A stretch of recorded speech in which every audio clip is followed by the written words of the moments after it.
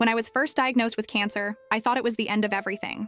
I was 26, just beginning my career, with all my plans and dreams stretching out in front of me. Hearing the word cancer felt like a punch in the stomach. Everything around me seemed to blur as the doctor explained my treatment options and survival rates. All I could think about was how fragile everything suddenly felt. My health, my future, my life.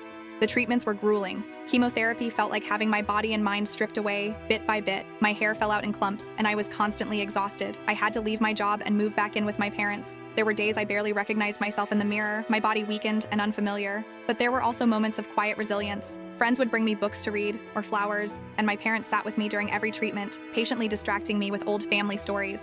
Somehow, I found strength in those little acts of love. The worst moment, though, was when I had a scare after 6 months of treatment. A routine scan showed something that looked suspicious, and for a week, I was convinced the cancer was back with a vengeance. I remember that week more vividly than anything else. The weight of waiting, the fear, the questions. Luckily, it was a false alarm, but it taught me how quickly everything can change and how much strength I had left to find.